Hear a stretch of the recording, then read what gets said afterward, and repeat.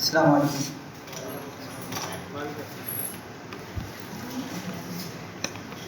चलें स्टार्ट करते हैं। लास्ट क्लास में हम देख रहे थे कि अगर हमने कोई कंडीशनल इवेलुएशन करनी हो, कोई कंडीशन अप्लाई करनी हो किसी कॉलम के बिहाफ पे, तो उसके हमारे पास 3 तरीके होते हैं। एक लिस्ट कॉम्प्रीहेंशन है, एक सेकंड तरीका इनलाइन फंक्शन है, देखते हैं वो लैम्डा फंक्शन होता है बेसिकली, और एक आउटलाइन फंक्शन है। आउटलाइन फंक्शन मतलब सिंपल फंक्शन है जो डेफ की मदद से बनाया जाता है। लिस्ट कॉम्प्रीहेंशन वाली चीज़ को कि हम किस तरीके से लिस्ट कॉम्प्रीहेंशन का यूज़ करके फर्दर एक डिसीजन बेस्ड कॉलम बना सकते हैं। तो यहाँ पे क्या करेंगे हम, जो हमारा लिस्ट कॉम्प्रीहेंशन का स्ट्रक्चर होता है वो क्या होता है, हम पहले लूप वाली चीज़ लिखते हैं, ठीक है। उसके बाद क्या करते हैं, अगर हमारी इफ़ एल्स के साथ कंडीशंस आ रही हैं उसको कहाँ लिखेंगे, हम लूप के पहले लिखते हैं।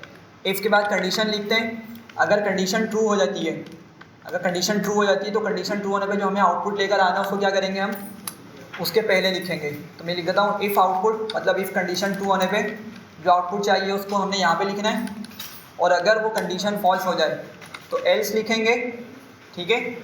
और फिर क्या करेंगे, फिर फर्दर अगर हमें इफ़ का यूज़ करना है तो इफ़ लिखेंगे, इफ़ के बाद कंडीशन आएगी हमारी, और अगेन इस कंडीशन के ट्रू होने पे कुछ काम अगर करवाना है तो फिर कहाँ आएगा, वो इस इफ़ के पीछे आएगा। इस तरीके से आपका चलता रहेगा। लेट्स यहाँ पे आपने if condition if output true लिख लिया, और यहाँ जाके आपने लिख दिया एल्स, और फिर आपने एल्स का आउटपुट बता दिया, ठीक है। ये बात समझ रहे हैं कि सबसे एंड में आपका क्या चलता है, लूप चलता है। सबसे एंड में क्या चलता है, आपका लूप चल रहा होता है। उसके बाद आपकी अगर डिसीजन मेकिंग करनी है उसमें अगर इफ़ और एल्स आने वाले हैं, ठीक है, तो क्या होगा, आपका वो चीज़ पहले लिखी जाती है, फॉर लूप से पहले लिखी जाती है। तो किस तरीके से होता है स्ट्रक्चर, आपने इफ़ लिखना है, इफ़ के बाद क्या आएगी, आपकी कंडीशन आएगी, और उस कंडीशन के ट्रू होने पे आपने जो आउटपुट लेकर आना है, जो आपने डिस्प्ले करवाना है, वो कहाँ आएगा, उससे पहले लिखा जाएगा।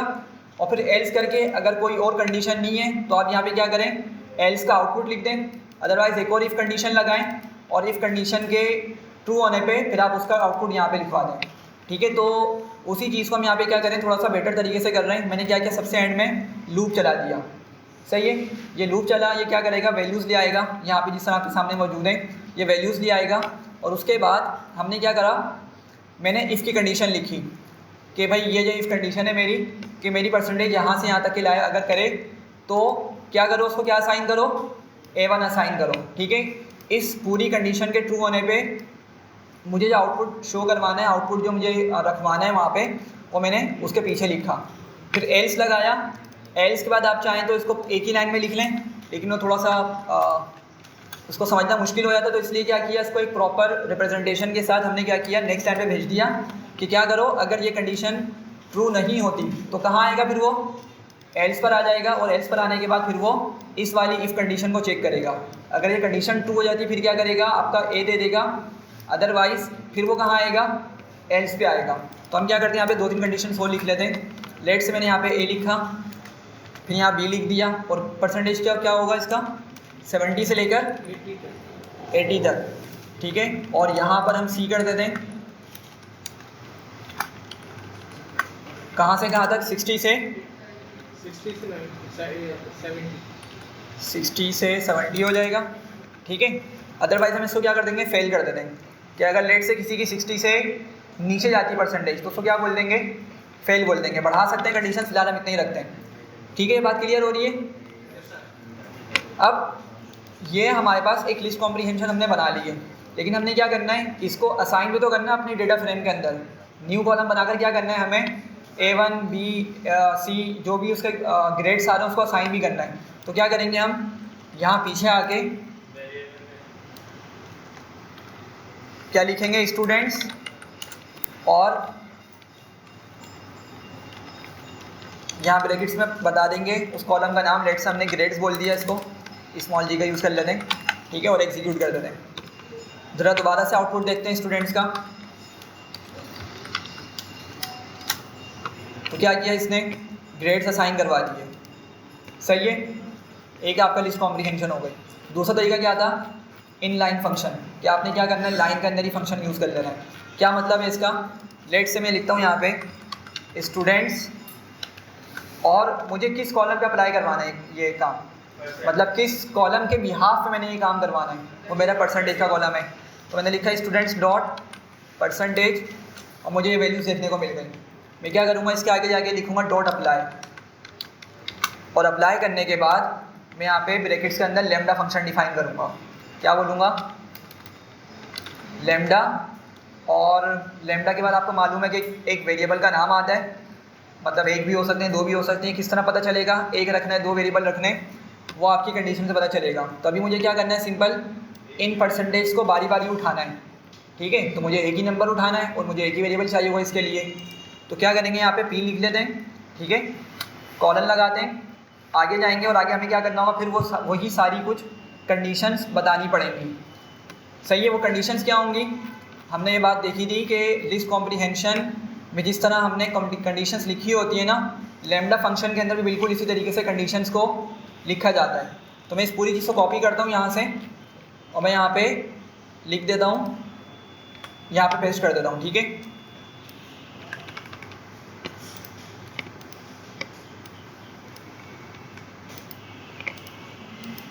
बात नहीं आगे क्यों नहीं जा रहा, टैब काम नहीं कर रहा है यहाँ पे। खैर समझें इस बात को। अब यहाँ पे क्या बात हो रही है, अब वही चीज़ें कि पी में क्या उठेगी, परसेंटेज आपकी बारी बारी खुद उठाएगा ये।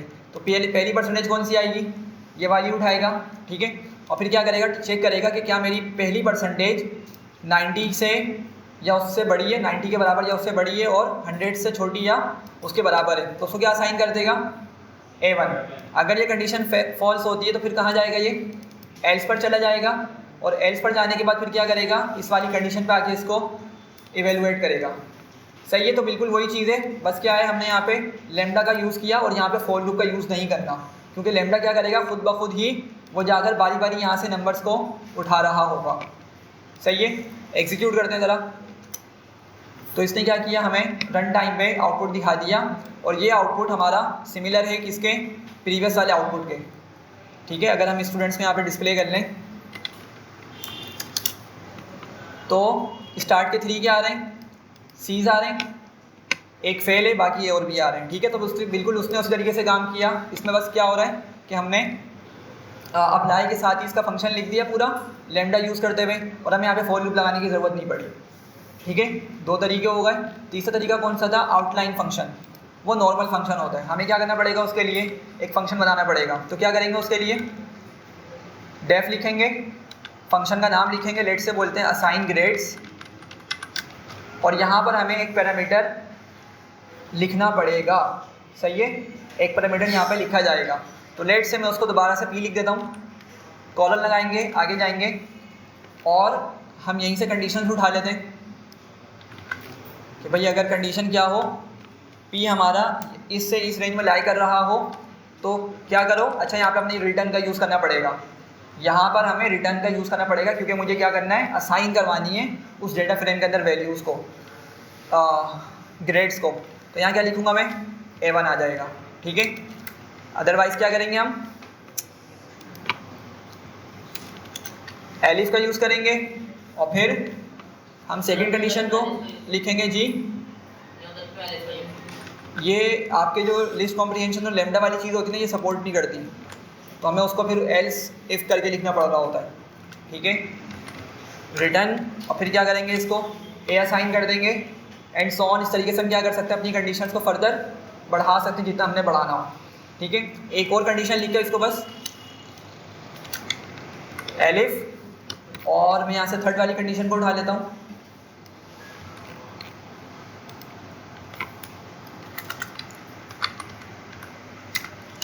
रिटर्न बी, अदरवाइज क्या कर दो, एल्स रिटर्न फेल। सही है, 4 हमने कंडीशंस लगा दी हैं। एग्जीक्यूट करते हैं ज़रा, और अब क्या करेंगे, दोबारा से हमें ये पूरा जो फंक्शन हमने बना के रखा है ना, इसके अंदर समझिएगा बात को कि पी, इसमें पी में इसको डेटा रिसीव होगा, मतलब इसका जो पी पैरामीटर है उसमें क्या होगा, बाहर से डेटा भेजा जा रहा होगा, ठीक है। तो वो डेटा क्या होगा, इस पी के अंदर आएगा, रिसीव होगा, और फिर वो पी के बिहाफ हमने सारी क्या की हुई है, कंडीशंस यहाँ पे यूज़ की हुई हैं। अब क्या करने पड़ेगा हमें, इसके लिए हम लिखेंगे स्टूडेंट्स डॉट, और किस कॉलम पे हमने करवाना है काम, ये परसेंटेज के, और फिर क्या करेंगे, अप्लाई। यहाँ तक कि हमारा सिंटेक्स सेम ही रहने वाला है जिस तरह हमने ऊपर लेमडा के साथ यूज़ किया था। अब लेमडा में क्या किया था, इसी के अंदर हमने सब कुछ लिख दिया था, लेकिन हमने क्या करना है, अब आउटलाइन फंक्शन यूज़ करना है। तो मैं यहाँ से क्या करूँगा, जस्ट इसका नेम कॉपी करूँगा और यहाँ पे लिख दूँगा बस। नॉर्मली क्या होता है, हम फंक्शंस के साथ ब्रैकेट का यूज़ करते हैं और क्या करते हैं, उसके अगर कुछ पैरामीटर्स हमने डिफाइन किए हुए तो उनकी वैल्यूज़ भी भेजते हैं, ठीक है, उसकी वैल्यूज़ भी हम क्या करते हैं, उसको प्रोवाइड कर देते हैं। तो बस यहाँ पे मैंने इसको असाइन ग्रेड्स किया, तो अब ये क्या करेगा, स्टूडेंट्स में से जाके परसेंटेज का कॉलम उठाएगा, बारी बारी वैल्यूज़ क्या करेगा, हमारी असाइन ग्रेड्स के अंदर किसको दे रहा होगा, ये पी को दे रहा होगा, ठीक है। ये ऑब्जेक्ट ओरिएंटेड वाला कॉन्सेप्ट है कि जिस तरह हम मेथड बनाया करते थे, ये मेथड तो नहीं बनाया हमने, बनाया तो फंक्शन है, लेकिन ये काम किस तरीके से कर रहा है, मेथड वाले तरीके से कर रहा है कि पीछे से डेटा उठाएगा, ठीक है, और उठा के कहाँ भेजेगा, आगे आने वाले जो फंक्शन का नाम है उसमें उसको भेजता रहेगा। जो आपने अप्लाई लिखा है ये मेथड जी, अप्लाई आपका ये मेथड है, ठीक है, लेकिन वो क्या करेगा, अप्लाई उसमें से डेटा निकाल के बारी बारी इस असाइन ग्रेड्स के अंदर वैल्यू भेजता रहेगा बारी बारी, ठीक है। पी के अंदर वो रिसीव होगी और अगर इसको एग्जीक्यूट करें तो हमें अब ये कुछ देखने को मिल रहा है, सही है, क्योंकि हमने कंडीशंस पूरी नहीं लिखी थी तो इसलिए थोड़ा सा आउटपुट चेंज आ रहा है, लेकिन कंडीशन पूरी लिखेंगे तो आउटपुट हमें देखने को सेम ही मिल जाएगा, ठीक है। अच्छा, सेकंड चीज़, अगर आप चाह रहे हैं इसको असाइन करना अपने कॉलम के, अपने डेटा फ्रेम के अंदर, तो आप इसको कर सकते हैं, ठीक है। क्या करना होगा उसके लिए, वही होगा, आप लिखेंगे स्टूडेंट्स, ब्रैकेट्स में लेट से हम लिख देते हैं ग्रेड्स कैपिटल जी के साथ। सबका फेल कर दिया तो कंडीशन तो हमने पूरी लिखी है जी, कंडीशन तो पूरी लिखी है, फेल सबको कर दिया। असल में कंडीशन पूरी नहीं लिखी हुई हमने, यह देख रहे हैं लास्ट वाली कंडीशन, चले इसको भी लिख ही लेते हैं, एक ही कंडीशन बाकी है हमारी, एलिफ और रिटर्न सी, ठीक है। और अब दोबारा से क्या करते हैं हम, स्टूडेंट्स को प्रिंट कर लेते हैं, तो वही रिजल्ट्स हमें देखने को मिल रहे हैं, सही है। तो तीन तरीके हैं, आपकी मर्ज़ी जिससे भी आप यूज़ करें। नॉर्मली क्या होता है, अगर आपका कोई बड़ा फंक्शन है तो वो आउटलाइन फंक्शन के तौर पर डिफाइन किया जाता है, कोई छोटी मोटी लॉजिक है सिंपल तो लैम्डा फंक्शन का यूज़ कर लिया जाता है, ठीक है। लिस्ट कॉम्प्रीहेंशन रियली यूज़ किया जाता है, लेकिन अगर आप चाहें तो उसको कर सकते हैं, सही है भाई यहाँ तक। तो ये कुछ बेसिक्स ही हमने चीज़ें देख ली हैं, आगे बढ़ते हैं। रीड CSV, अब हमने ये शायद अभी तक काम नहीं किया था, रीड CSV वाला सीरीज़ के साथ किया, मतलब डेटा फ्रेम के साथ नहीं किया। तो हम क्या करते हैं, यहाँ पे कुछ मौजूद है हमारे पास, हाँ, लेट्स से हमारे पास यहाँ पे एक मूवीज़ की फ़ाइल है, ठीक है, एक मूवीज़ की फ़ाइल है, हम इसको इंपोर्ट कर लेते हैं। अच्छा, तो क्या करेंगे, pd.readcsv, उस फाइल का नाम बता देंगे movies.csv, ठीक है, और इसको लेट से हम MV में सेव कर लेते हैं, सही है। वो डेटा लोड होकर किस में आई है, MV में आ चुका है। अब हम क्या करते हैं, अगर हमें सबसे पहले डेटा की शेप मालूम करनी है, ठीक है, शेप का मतलब क्या होता था, साइज़ डिफरेंट होता है, रोज़ और कॉलम्स बताएगा वो, ठीक है। शेप क्या बताता है, रोज़ एंड कॉलम्स। तो अगर मैंने लिखा mv.shape तो क्या करेगा, आपको ये दिखा रहा है इसमें कितनी रोज़ हैं, 1578 रोज़ हैं, और कितने कॉलम्स हैं, 14 हैं, ठीक है। अच्छा, साइज़ क्या करता था, साइज़ बेसिकली ना आपका टोटल नंबर ऑफ़ आइटम्स बताएगा कि उस डेटा में कितने आइटम्स है, कितना डेटा मौजूद है, ठीक है। लेकिन शेप क्या बताएगा, रोज़ एंड कॉलम्स बताएगा। अच्छा, डी टाइप्स, अगर मैं लिखता हूँ mv.dtypes तो क्या करेगा, ये आपके हर कॉलम के डेटा टाइप्स बता देगा, ठीक है। एक बात समझिएगा, लेकिन सीरीज़ पर ना हम क्या यूज़ करते हैं, बगैर एस वाला डी टाइप यूज़ करते हैं, ठीक है। सीरीज़ पे क्या करते हैं, बगैर एस वाला डी टाइप यूज़ करते हैं। तो लेट से अगर मैंने यहाँ पे निकाला, मैंने कहा mv.original टाइटल, सही है, तो ये क्या करेगा, वैल्यूज़ ले आएगा ओरिजिनल टाइटल से निकाल कर, ठीक है। ये पता है ना, हमने क्या किया है, सीरीज़ मतलब कॉलम्स, पूरे डेटा फ्रेम से कॉलम को निकाल दिया, ठीक है। तो क्या किया इसने, हमने mv.original टाइटल लिखा तो हमें कॉलम का डेटा उसने लाके दे दिया, ठीक है। अगर मैं इस सिंगल कॉलम पे ये चलाऊँगा, मुझे क्या लिखना पड़ेगा, डी टाइप लिखना पड़ेगा। सिंगल कॉलम के लिए क्या करना पड़ता है, हमें डी टाइप लिखना पड़ता है। और अगर आप पूरे डेटा फ्रेम पर चला रहे हैं तो डी टाइप आपका काम नहीं करेगा, वो एरर दे देगा, सही है। तो हमें क्या करना पड़ेगा, उसके लिए एस के साथ डी टाइप यूज़ करना पड़ेगा, ताकि वो क्या कर सके, हर कॉलम का डेटा टाइप बता सके, ठीक है। अच्छा इंडेक्स, अगर हमने लिखा mv डॉट इंडेक्स तो क्या करेगा, हमें बताएगा कि भाई 0 से स्टार्ट हो रहा है, कहाँ तक जा रहा है 1578 तक जा रहा है, लेकिन इसमें 1578 इंक्लूडेड नहीं है, ये सिर्फ शो करने की हद तक है। मतलब जो रोज़ होंगी इंडेक्स वाइज वो कहाँ तक गई होंगी, 1577 तक गई होंगी। ये समझ रहे हैं? इंडेक्स में ये होता था ना भाई कि जो भी हम वैल्यू प्रोवाइड करते थे एंडिंग इंडेक्स वाली, वो एक नंबर कम होकर कंसिडर होती थी। तो यहाँ पे भी वही चीज़ है कि 1577 तक एक्चुअली ये नंबर बताना चाह रहा है, लेकिन लिखेगा क्या, 1578 लिखेगा। तो 0 से लेके आपके पास 1577 रोज तक के इंडिसेस मौजूद हैं। और स्टेप कितना है, 1। मतलब कोई भी ऐसा नहीं है कि कोई एम्प्टी रो देखने को मिल गई है उसको, मतलब हर रो के बाद क्या है, इसको कंटिन्यूसली डेटा मिल रहा है। सही है, कंटिन्यूसली इसको हर सेल के अंदर डेटा मिल रहा है। कॉलम्स, इसको हम ऑलरेडी ऊपर देख चुके हैं। कॉलम्स क्या करता है, हमें सिर्फ कॉलम्स के नाम लाकर दे देगा। सही है, जितने भी कॉलम्स मौजूद होंगे जी। सही है, अगर नल आता है बीच में तब भी वो स्टेप 2 करते हैं। जैसे आप अगर पूरी एम्प्टी हो रो, अगर रो पूरी एम्प्टी होगी तो फिर आपको दिखा देगा, ठीक है। लेकिन वो ऐसा होना चाहिए कि पूरा प्रॉपर भी पैटर्न चल रहा हो, समझिएगा। ये स्टेप ना पैटर्न को डिफाइन करता है। अगर पूरे डेटा के अंदर फिर आपका ये पैटर्न चल रहा है कि एक रो में डेटा, फिर अगली रो खाली, फिर एक रो में डेटा, फिर नेक्स्ट रो एम्प्टी, तो फिर आपको ये तो 2 दिखाएगा, ठीक है। और अगर 2-2 करके आ रही है तो फिर इसमें आपको स्टेप डिफरेंट और देखने को मिल रहा होगा, एक और वैल्यू देखने को मिल रही होगी, ठीक है। लेकिन अगर 1-2 रोज आ गए तो फिर क्या करेगा, उसको ये नल ही कंसिडर करेगा, उसको स्टेप 2 करके नहीं दिखाएगा ये, ठीक है। कॉलम्स हो गए। अच्छा वैल्यूज़, वैल्यूज़ बेसिकली डेटा जो कॉलम्स है ना, लेट से मेरे पास क्या कॉलम्स मौजूद हैं, ओरिजिनल टाइटल बजट, बजट एक कॉलम है मेरे पास, ठीक है। मैंने क्या किया, मैंने बजट से डेटा निकलवाया, ठीक है। तो मैंने लिखा mv डॉट बजट, तो क्या किया इसने, हमें ये वैल्यूज़ लाके दे दी हैं। ये जो हमें लाके प्रोवाइड कर रहा है, मतलब ये जो डेटा लाके दे रहा है, ये क्या है बेसिकली, ये वैल्यूज़ हैं, ठीक है। समझिएगा बात। इंडेक्स होता है एक, तो एक क्या होता है, इंडेक्स होता है जो पूरा कहाँ पे लिखा हुआ होता है, लेफ्ट पे लिखा हुआ होता है। अगर मैं नीचे आके दिखाऊँ आपको, हेड के अंदर, हेड क्या करेगा, mv डॉट हेड करेंगे तो क्या मिलेगा हमें, फर्स्ट 5 रोज का डेटा मिल जाएगा, ठीक है।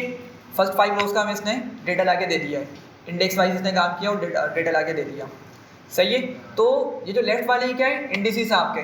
अगर डॉट इंडेक्स लिखते हैं हम, ठीक है, लिखा था भी हमने ऊपर इंडेक्स, तो क्या कर रहा था ये हमें ये लेफ्ट वाली वैल्यूज़ लाके दे रहा था, इंडिसेस वाली।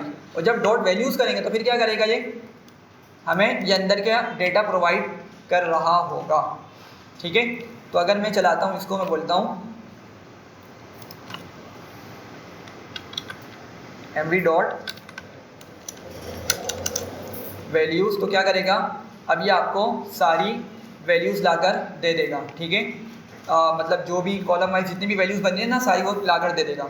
तो डेटा बढ़ा है, ये आपका क्या आ गया, मूवी का नेम आ गया, फिर क्या आ गया उसका, ये बजट आ गया, ठीक है, ये बजट की वैल्यू आ गई। और थर्ड कॉलम कौन सा था, जेनरस, ये उसका टाइप आ गई, ठीक है।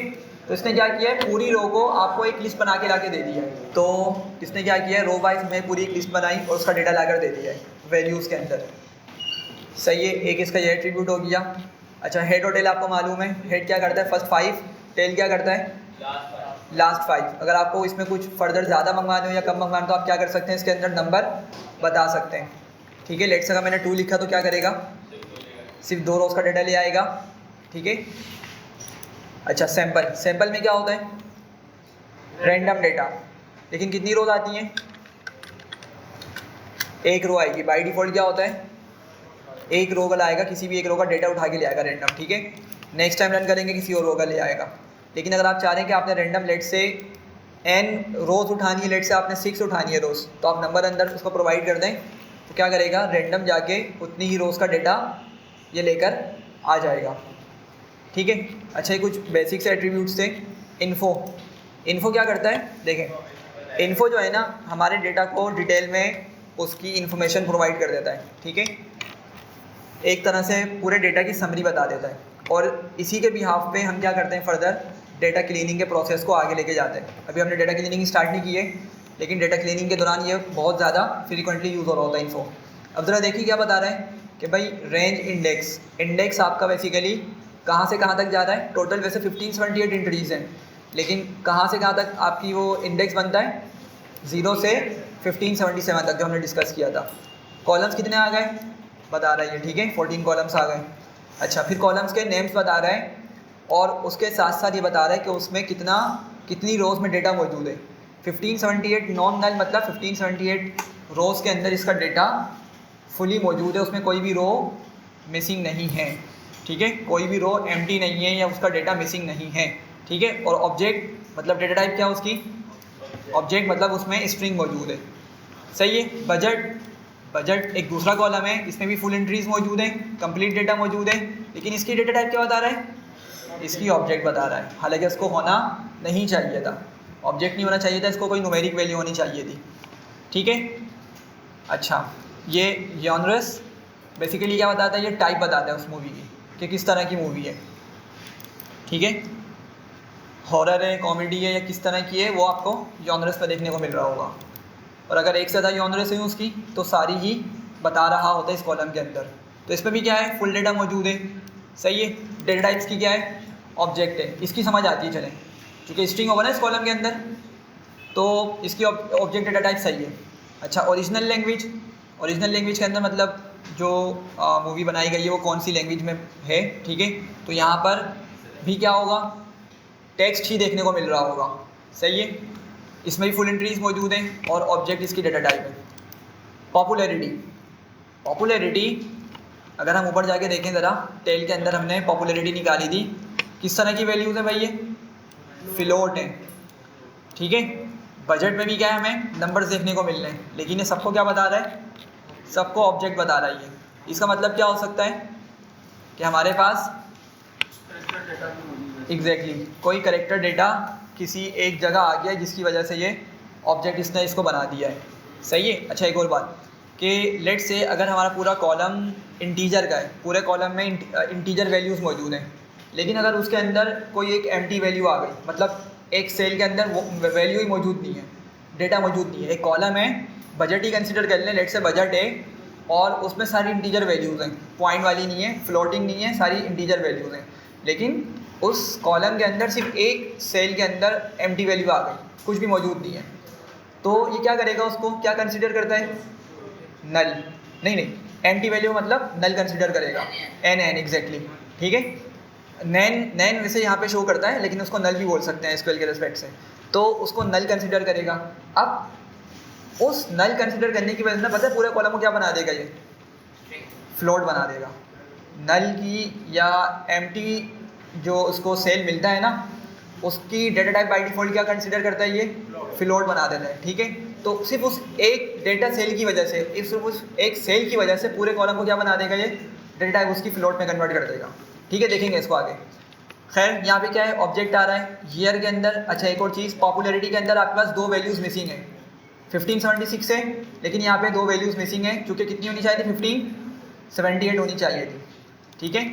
अच्छा, यहाँ पे दो वैल्यूज़ मिसिंग आ गई। ईयर आपके पास, इसमें सिर्फ एक वैल्यू मिसिंग है, लेकिन ये भी क्या दिखा रहा है, ऑब्जेक्ट दिखा रहा है, ठीक है। तो मतलब यहाँ पे भी कोई स्ट्रिंग वाला डेटा आ गया है। इसमें एम्प्टी होती है वैल्यू, सॉरी, कहाँ पर, ये यहाँ पर जो 1576 बोल रहे हैं जी, 1576 मतलब है इतनी नॉन नल वैल्यूज़ है, मतलब इतनी रोज़ में डेटा मौजूद है, और जो आपको मतलब कम दिखा रहा है ना, उसमें आपके पास एम्प्टी वैल्यूज़ हैं।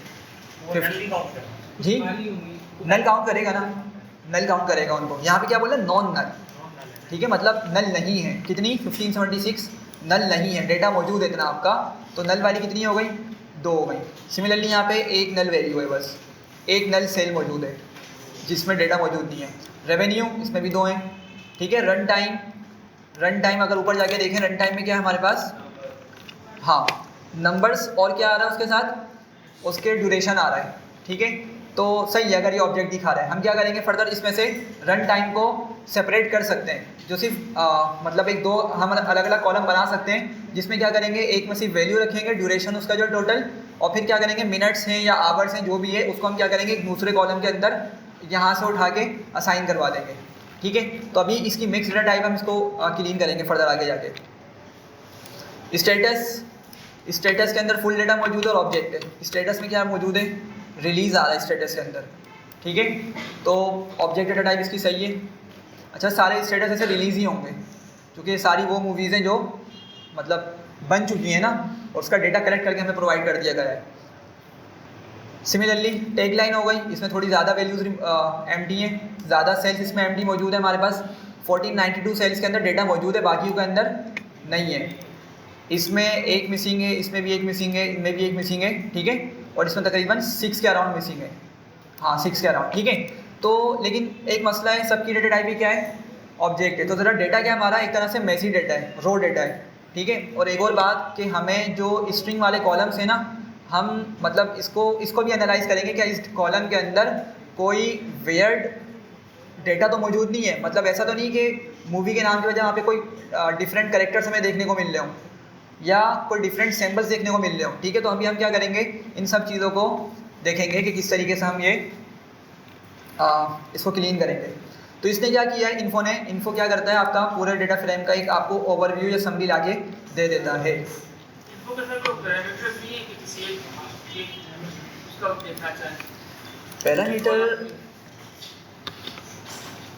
वर्बोज आ रहा है, बफ आ रहा है, आप क्या बोलना चाह रहे हैं कि क्या दें? कॉलम का नाम देके उसकी इन्फो ले लें, कॉलम का नाम है, जैसे बजट का नाम देके इसमें कॉलम का नाम ले लेंगे। कॉलम का नाम इसमें जिक्र तो नहीं है, ये डायरेक्ट ही चल रहा होता आपका डेटा फ्रेम के अंदर। बाकी कुछ इसमें पैरामीटर्स आ रहे हैं, देखने पड़ेंगे इनको, सही है। तो वैसे इन्फो क्या होता है, आपका डेटा फ्रेम पे ही ज़्यादातर यूज़ किया जा रहा होता है। हाँ, एक और मेथड है डिस्क्राइब का, डिस्क्राइब, हाँ हाँ बिल्कुल, इसमें ये चीज़ें मिलती हैं, ठीक है। तो अगर हमारा डेटा फ्रेम प्रॉपर फॉर्मेट में है और उसमें न्यूमेरिक कॉलम्स मौजूद है तो हम क्या कर सकते हैं, एमवी पे डिस्क्राइब चला सकते हैं, मतलब उस कॉलम पे क्या कर सकते हैं, उस डेटा फ्रेम पे डिस्क्राइब चला सकते हैं। लेकिन अगर इस पे चलाएंगे ना तो इसमें बड़ा वियर्ड सा हमें आउटपुट देखने को मिलेगा, ठीक है। ये क्या कर रहा है, ये पूरे डेटा फ्रेम के अंदर ना हमें ओरिजिनल टाइटल क्या बता रहा है, काउंट बता रहा है, यूनिक बता रहा है, ठीक है, यूनिक वैल्यूज़ कितनी है, टॉप कौन सी है, फ्रीक्वेंसी कौन सी है, फ्रीक्वेंसी क्या है उसकी, सही है। अच्छा, लेकिन ये डेटा हमें यूजुअली इस तरह देता नहीं है। अगर इसको हमने किसी ऐसे डेटा फ्रेम पे चलाया होता डिस्क्राइब को जिसमें क्या मौजूद है, जिसमें हमारे पास न्यूमेरिकल वैल्यूज़ मौजूद हैं, तो फिर ये क्या करता है, मीन, मीडियन, मॉड, इस तरह की चीज़ें लाके देता है, ठीक है। तो हम इसके फ़िलहाल आइडिया के लिए क्या करते हैं, हम इसको इस सीरीज़ पे चला लेते हैं। मैं बोलता हूँ एमवी डॉट बजट, लेकिन मसला ये है कि यहाँ पे भी क्या है, हमारे पास बजट की भी डेटा टाइप क्या है, ऑब्जेक्ट है। इंटीजर वाला कॉलम ये भी नहीं है, मतलब इंटीजर सोल तो इसमें मौजूद है, ठीक है, हो सकता है फ्लोट वैल्यू भी मौजूद हो, लेकिन इसकी डेटा टाइप क्या है, ऑब्जेक्ट है। तो इसको भी क्या करेगा, ये कुछ उसी तरीके से लाकर दे देगा। देख रहे हैं, काउंट, यूनिक, टॉप, फ्रीक्वेंसी वगैरह इसकी लाके दे रहा है, ठीक है। अभी हम इसको डेटा क्लीन करके फिर इसको फर्दर क्या करेंगे, इसको चला के देखेंगे तो हमें क्या बताएगा, जो उसकी मीन, मीडियन, मोड वगैरह बताएगा। और मुझे याद पड़ा शायद हमने इसको सीरीज़ में देखा था यूज़ करके, ठीक है। इज़ नल ऑलरेडी डिस्कस कर चुके हैं, डुप्लीकेटेड भी डिस्कस कर चुके हैं, रीनेम भी हम इसको देख चुके हैं लास्ट क्लास के अंदर, ठीक है। आगे बढ़ते हैं, सम। अच्छा, कुछ मैथमेटिकल मेथड्स हमारे पास मौजूद हैं इसके अंदर, सम हो गया, मिन हो गया, मैक्स हो गया, मॉड हो गया, ठीक है। तो इसको हम क्या कर सकते हैं, बस एक ओवरव्यू के लिए कि हम ना सॉरी, हम क्या कर सकते हैं, इस पर एक्सिस वाइज काम करवा सकते हैं। किस तरह काम करवा सकते हैं, एक्सिस वाइज काम करवा सकते हैं। तो लेट से हमारे पास ऊपर एक डेटा फ्रेम मौजूद है स्टूडेंट्स का, ठीक है, फिलहाल इस पर काम करते हैं। लेट से यहाँ पर हमारे पास फ़ी मौजूद है, फ़ी का कॉलम मौजूद है, सही है। तो मैं बोलता हूँ स्टूडेंट्स डॉट फ़ी डॉट सम, क्या करो, सम करके ले आओ फ़ी को। तो क्या करेगा, ये पूरी वैल्यूज़ को यहाँ पर ले आएगा, सही है। अच्छा, एक चीज़, अगर मेरे पास एसटीडी वाला कॉलम मौजूद हो, एसटीडी में सिर्फ फ़ी मौजूद है, हम एक काम करते हैं, एसटीडी के अंदर ना मतलब स्टूडेंट वाले एक और वेरिएबल है, इसमें एक वैल्यू ऐड कर देते हैं, फ़ी है ना, लेट से अदर चार्जेस के नाम से एक कॉलम बनाते हैं और इसमें हम इसको एक फ़िक्स वैल्यू दे देते हैं, लेट से 150, सही है। 150 हमने इसको वैल्यू प्रोवाइड कर दी। एसटीडी प्रिंट करते हैं तो अब इसमें ये दो वैल्यूज़ आ गई हैं, मतलब दो कॉलम्स आ गए, ठीक है। अच्छा, अब इस पर ज़रा सम चलाते हैं। पहले मैंने लिखा std डॉट सम, मैंने पूरे डेटा फ्रेम पे सम चलाया, ठीक है, पूरे डेटा फ्रेम पे सम चलाया। अब ये क्या करेगा, अगर हम इसको डायरेक्ट बोल देते हैं तो क्या कर रहा है ये, आपकी पूरी कॉलम वाइज की वैल्यूज़ को सम कर रहा है और हमें उसका आंसर ला के दे रहा है, ठीक है। बाय डिफ़ॉल्ट क्या कर रहा है, कॉलम वाइज चल रहा है ये, ठीक है। अगर मैं इसको एक्सिस दूँ, ठीक है, लेट से मैंने इसको बोला एक्सिस इक्वल्स टू 0, ठीक है, एक्सिस इक्वल्स टू 0, तो 0 का ना मैं इसको देख रहा था कि 0 को मतलब जो कंफ्यूज करता है ना, थोड़ा सा इसको समझते हैं कि 0 क्या करता है बेसिकली। जब भी हम इसको 0 प्रोवाइड करते हैं तो क्या करता है, ये ऊपर से नीचे तक काम करता है। किस तरह, इसको इस तरह याद रख लें, ऊपर से नीचे तक काम करेगा। मतलब हम इसको क्या बोल रहे हैं कि तुम ऊपर से लेके नीचे वाली वैल्यूज़ को क्या करो, सम करो, लेकिन किस तरह, कॉलम वाइज। इसको किस पे चला रहे हैं हम, डेटा फ्रेम पे चला रहे हैं, ठीक है। तो अगर मैं इसको एग्जीक्यूट करता हूँ तो इसने क्या किया, मुझे वही रिजल्ट ला के दे दिया जिसका बाय डिफ़ॉल्ट रिजल्ट आ रहा था, ठीक है। लेकिन अगर मैंने इसको एक्सिस इक्वल्स टू 1 बोला, एक्सिस इक्वल्स टू 1 बोला, तो अब क्या करेगा ये, अब ये चलेगा लेफ़्ट टू राइट, मतलब रो वाइज चलेगा ये, ठीक है। यहाँ से अब इन दो वैल्यूज को सम करेगा, फिर इनको सम करेगा, ठीक है। और देखें कि हमें किस तरह से आउटपुट ला के देगा ये इसका आउटपुट बन रहा है 1200 एंड 150 कितना हो गया, 1350। तो क्या कर रहा है ये, रो वाइज आपका काम कर रहा है इसने और इस तरीके से आउटपुट ला के दे दिया। ये बात समझ रहे हैं। अच्छा, एक और चीज़, जब हमने इसको 0 दिया था तो क्या मतलब समझा था इसका, कि ऊपर से नीचे चलो, मतलब कॉलम में मूव करो। हम इसको क्या बोल रहे हैं, एक तरीके से कॉलम में मूव करो। लेकिन आप लोग मुझे बताएं एक चीज़, कि जब मैं कॉलम पे मूव कर रहा हूँ तो क्या मेरी रोज़ चेंज हो रही हैं? हाँ, सोचिए बताएं, हाँ या ना, हो रही है। समझे बात को। जब मैं कॉलम में, एक कॉलम में मूव कर रहा हूँ या दो में मूव कर रहा हूँ, कॉलम वाइज मूव कर रहा हूँ ऊपर से नीचे, तो बेसिकली जो चीज़ चेंज हो रही है वो क्या है, मेरी रो। ये बात समझ रहे हैं। तो ऑल्दो कि हमने कॉलम को सम करवाया है, लेकिन इनडायरेक्टली ये किस पर ऑपरेशन परफॉर्म कर रहा है, हर रो पे ऑपरेशन परफॉर्म कर रहा है। ये बात समझ रहे हैं। तो ये नेचर ऑफ द क्या बोलेंगे, ऑपरेशन पे डिपेंड करेगा कि हमने क्या ऑपरेशन करना है, क्या कैलकुलेशन परफॉर्म करवानी है। तो अगर हमने कॉलम के अंदर मूव करना है, कॉलम वाइज किसी चीज़ को सम मिनिमम निकलवाना है, मैक्स निकलवाना है, तो क्या नंबर प्रोवाइड करेंगे उसको, हाँ 0 देंगे ना। समझे बात को। कॉलम में ऑपरेशन परफॉर्म करवाना है, ठीक है, लेकिन वो कॉलम में ऑपरेशन परफॉर्म करवाने का मतलब क्या है कि वो रोज़ में मूव करेगा, मतलब सॉरी रोज़ को चेंज कर रहा होगा, रोज़ में मूव नहीं करेगा, रोज़ को चेंज कर रहा होगा continuously, first row, second row, third row, ठीक है। तो एक्सिस 0 होगा।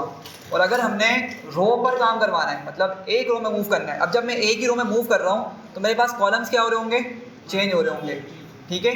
तो एक्सिस क्या हो जाएगा उस टाइम पे, 1 हो जाएगा। तो लास्ट टाइम हम बात कर रहे थे ना कि हम एक्सिस इक्वल्स टू 1 यूज़ करते हैं किसके लिए, कॉलम के लिए। लास्ट मैंने ये कहा था एक्सिस इक्वल्स टू 1 होता है कॉलम के लिए, और क्या कहा था दूसरी बात, एक्सिस इक्वल्स टू 0 होता है रो के लिए, ठीक है। तो वो इस तरीके से काम कर रहा होगा आपका। अगर कॉलम वाइज ऑपरेशन परफॉर्म करना है, एक्सिस इक्वल्स टू 0।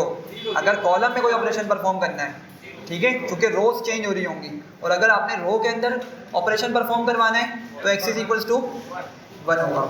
अच्छा, आई लोग पढ़ चुके हैं हम लोग। एक मतलब दोबारा से इसको डेटा फ्रेम में देखते हैं किस तरीके से यूज़ होता है। आई लोग किस लिए यूज़ होता है, इंटीजर बेस्ड नंबर, हाँ नंबर बेस्ड या इंटीजर बेस्ड इंडेक्सिंग या स्लाइसिंग के लिए, और लॉग लेबल बेस्ड इंडेक्सिंग या स्लाइसिंग के लिए। चलें देखते हैं ज़रा। सबसे पहले क्या करना है मुझे, लेट से ये रो आपके पास मौजूद है और इसका नंबर क्या मिला हुआ है, इसका जो सामने नंबर है वो क्या है, फ्रंट पे 1 है जो कि लेबल है। लेकिन हमने सिंस इस डेटा में कुछ भी ड्रॉप नहीं किया हुआ, सिर्फ ऐड किया हमने डेटा को, कुछ ड्रॉप नहीं किया हुआ, तो इसकी बैकएंड वाली जो इंटरनल इंडेक्सिंग है वो भी क्या होने वाली है, सेम ही होने वाली है। तो इसको 1 ही इंडेक्स मिला हुआ होगा, ठीक है। तो हम यहाँ पे क्या करते हैं, दोनों की मदद से ज़रा जल्दी से इस रो को निकालते हैं। तो मैंने लिखा स्टूडेंट्स डॉट लॉग, और मैंने इसको प्रोवाइड कर दिया 1, ठीक है। अच्छा, सिंटेक्स आप लोगों को मालूम है, हम जिस तरीके से स्क्वायर ब्रैकेट के अंदर इंडेक्सिंग या स्लाइसिंग वाली चीज़ लिखा करते थे वही यहाँ पे आने वाली है। मतलब स्टार्टिंग इंडेक्स होगा कॉलन करके, एंडिंग इंडेक्स होगा, ठीक है। और कॉमा कॉलन करके फिर क्या होगा, स्टेप्स आ जाएंगे। मैं लिख देता हूँ यहाँ पे एक और मरतबा, सही है। तो लॉग या आई लॉग अंदर कौन आती है, सबसे पहले रोज़ और फिर कॉलम्स, लेकिन रोज़ की जगह ये पूरी चीज़ आ सकती है आपकी, और कॉलम्स की जगह भी आपके पास ये पूरी चीज़ आप डिटेल में प्रोवाइड कर सकते हैं, ठीक है। तो ये वही चीज़ है जो हम पीछे देख के आ चुके हैं इंडेक्सिंग के अंदर। खैर अभी मैंने क्या किया, स्टूडेंट्स में से लॉक किया किसको, 1 इंडेक्स वाले डेटा को। तो इसने क्या किया, 1 पे कौन मौजूद था, जाहिर का डेटा मौजूद था, तो इसने क्या किया, पूरी रो का डेटा हमें प्रोवाइड कर दिया, सही है। अच्छा अगर सेम काम मैं करता, मैं यूज़ करता अगर आई लॉग का, तो क्या मिलने वाला डेटा मुझे अभी भी सेम ही मिलेगा, ठीक है।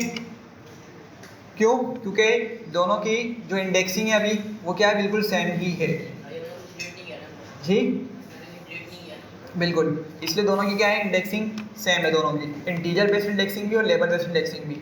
अच्छा मल्टीपल रोज निकालनी है, ठीक है, एक से ज़्यादा रोज निकालनी है, तो क्या करेंगे उसके लिए हम जी, वो फैंसी इंडेक्सिंग आ जाएगी, ठीक है, वो फैंसी इंडेक्सिंग हो जाएगी। लेट से अगर मैं यहाँ पे लिखता हूँ स्टूडेंट्स, और मुझे ना लेट से कहाँ से कहाँ तक चाहिए, जाहिद से फ़खर तक की रोज़ चाहिए, ठीक है। जाहिद वाली रो भी चाहिए और कौन सी रो भी चाहिए, फ़खर वाली रो भी चाहिए, ठीक है। तो क्या करूँगा मैं, लॉग का क्या यूज़ करूँगा, लॉग यूज़ करूँगा। पहले मैं क्या लिखूँ अंदर जी, अंदर क्या बताऊँ इसको मैं, 1 कॉलन 2 या 3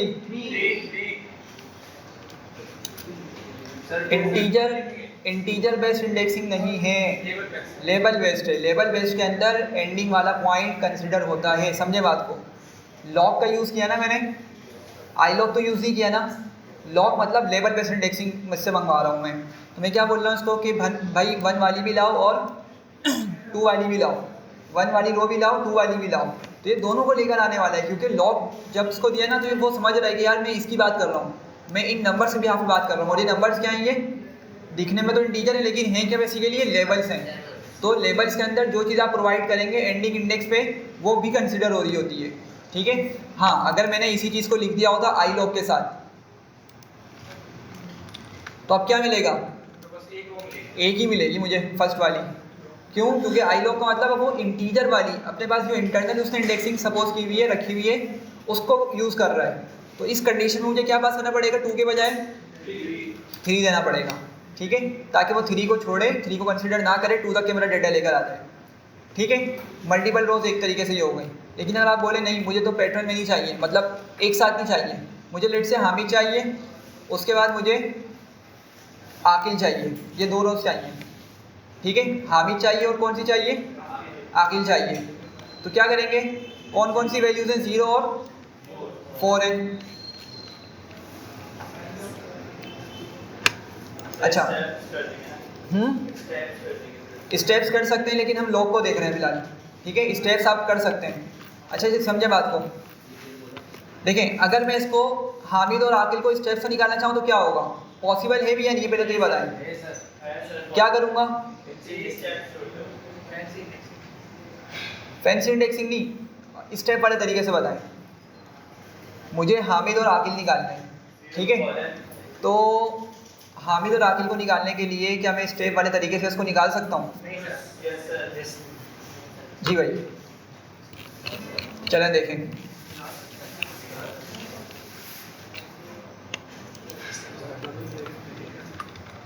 मैं लिखता हूँ स्टूडेंट्स डॉट आई लॉग, ठीक है, और क्या था वो नंबर, कॉलन लिख दिया मैंने, 0 नहीं लिखा, ठीक है। और क्या बोला मैंने उसको, कॉलन एक और लगा दिया, क्या एंड तक के जाओ, ठीक है। ऊपर हम इसको प्रिंट कर लेते हैं जरा दोबारा से स्टूडेंट्स को।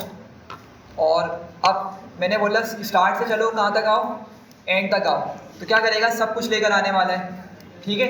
अच्छा अगर मैंने 1 लिखा तो कोई फ़र्क पड़ेगा, नहीं पड़ेगा। क्या लिखना पड़ेगा, कम से कम 2 लिखना पड़ेगा। नहीं अभी बारी बारी देखते हैं, 4 पे आते हैं। मैंने पहले 2 लिखा, तो अब क्या करेगा, ये हामिद लाएगा, जाहिद को छोड़ेगा, फ़खर लाएगा, इसको छोड़ देगा, आकिल लाएगा, इसको छोड़ देगा। ऐसे ही है, 2 लिखने से क्या हो रहा है, एक एक रो स्किप हो रही है, ठीक है। तो मुझे अगर 3 लिखूँगा तो ये 2 स्किप हो जाएंगी, ठीक है। अगर 4 लिखूँगा तो ये तीनों स्किप हो जाएंगी, तो मुझे हामिद का डेटा मिल रहा होगा, फिर किसका मिल रहा होगा, आकिल का मिल रहा होगा, भले इसका ना मिले, हमें चाहिए भी नहीं और डेटा भी हमारा कम है। तो क्या होगा, क्या लिखना पड़ेगा यहाँ पे हमें, 4। तो हामिद और आकिल का ले आया स्टेप वाले तरीके से, ठीक है। लेकिन क्यों इतनी हम वो करें, हमारे पास जब एक अच्छा तरीका मौजूद है फैंसी इंडेक्सिंग का, तो हम क्या कर सकते हैं, उसकी वजह से अपने डेटा को लेकर आ सकते हैं। तो क्या करते हैं, हम यहाँ पे लिखते हैं स्टूडेंट्स डॉट लॉग या आई लॉग कुछ भी, और एक और ब्रैकेट बनाया बिल्कुल 0 लिखेंगे और क्या करेंगे उसके बाद कोमा 4 था, 4 आ गया, ये उसकी इंडेक्सिंग आ गया, मतलब पूरी रोज आ गई है, ठीक है। अच्छा, अभी ये हम क्या कर रहे हैं, अभी तक सिर्फ रोज वाइज डेटा निकाला है। अब हम देखते हैं, लेट से जी, ये जो आपने आई लॉग की है ना, जैसे स्टेप 2 एक जोड़ और एक प्रिंट कर रहा था, इस तरह अगर लॉग में करें तब भी यही होगा। लॉग के अंदर जी कहाँ पर ये चीज़, ये आपने अभी जो टू लिखा ना सर, तो वो एक जोड़ के एक प्रिंट करना था ना सर उससे, हाँ ये आई लॉग है। और जब अगर हम लॉग इस्तेमाल करें फिर हाँ, अभी आपके पास ये सेम ही रहने वाला है, लॉग यूज़ करें या आई लॉग का यूज़ करें, ठीक है। मतलब देखें, समझे बात को, ये जो 4 है ना, ये इसको पता है कि हम किस लिए दे रहे हैं, इसको पता है ना किस लिए दे रहे हैं, स्टेप वाली जगह होती है ना ये, कि कितनी स्किप करवा के लेकर आनी है, तो आप उसको लॉग में दें या आई लॉग में दें, वो काम सेम तरीके से करेगा। हाँ, लेकिन इसमें ना एक डिफरेंस आता है, वो डिफरेंस क्या है लॉग के अंदर, कि इस एंडिंग वाली जगह पर अगर आप कोई नंबर देंगे ना, ये उसको भी कंसिडर करेगा, समझ रहे हैं। लेट से अगर हमने लिखा होता 0 से क्या लिखते हैं हम, 5 लिखते हैं, 4 लिख देते, फॉर एग्जाम्पल, ठीक है। तो क्या है, ये हमारे लॉग के अंदर ये 4 वाला भी कंसिडर होगा, ठीक है। दोबारा से एग्जीक्यूट करूँगा तो सेम आंसर मिलने वाला है, सही है। लेकिन अगर मैंने यही चीज़ आई लॉग में लिख दी, लॉग की जगह मैंने कर दिया इसको आई लॉग, तो क्या होगा, 4 वाला माइनस होकर आएगा, मतलब 3 को कंसिडर करेगा ये, ठीक है। तो ज़रा देखिए, अब हामिद को लेकर आने वाला है ये, ठीक है। तो बिल्कुल आपकी स्टेप वाली चीज़ इसमें लॉग में भी काम करेगी, लेकिन क्या, सिर्फ चेंज कहाँ पर है लॉग के अंदर, पहले तो वो लेवल बेस्ड इंडेक्सिंग को देख रहा होता है, दूसरी क्या है कि एंडिंग वाली जो पोजीशन होती है ना, उस पर जो नंबर प्रोवाइड करेंगे, उसको जो इंडेक्स देंगे, वो भी कंसिडर कर रहा होता है, ठीक है। अच्छा, मैं बात कर रहा था कि फ़खर का मुझे डेटा निकालना है, लेट से फ़खर का डेटा निकालना है, मैं बोलता हूँ फ़खर के पांडास में कितने मार्क्स है, ये बताओ, फ़खर के पांडास में कितने मार्क्स हैं, हमें ये बताना है, सही है। तो अब ज़रा देखें आप, मुझे बेसिकली ये डेटा निकालना है ना, लेकिन इस डेटा को निकालने के लिए मुझे इसको 2 चीज़ें देनी पड़ेगी, एक तो इसकी रो, ठीक है, और एक कॉलम का नाम देना पड़ेगा, सही है। तो क्या करेंगे, हम जाते हैं नीचे और लॉग से कर लेते हैं इसको। मैंने लिखा स्टूडेंट्स डॉट लॉग, और क्या नंबर था फ़खर का, 2 है, ठीक है। 2 यहाँ पे इसको इंडेक्स मिला हुआ है। अच्छा, मैं एक और काम कर सकते थे, हम नेम को ही अपना इंडेक्स बना सकते थे, ये देखा था ना हमने, बल्कि काम करते हैं, पहले यही काम कर लेते हैं, हम नेम को इंडेक्स बना देते हैं, ठीक है, ताकि हमें क्या होगा, डायरेक्ट नाम लिख रहे होंगे और हम डेटा निकाल पा रहे होंगे, ठीक है। तो क्या करते हैं, हम पहले एक कमांड यहाँ पे चला लेते हैं, उसके लिए लिखना पड़ेगा pd डॉट सेट ऑप्शन,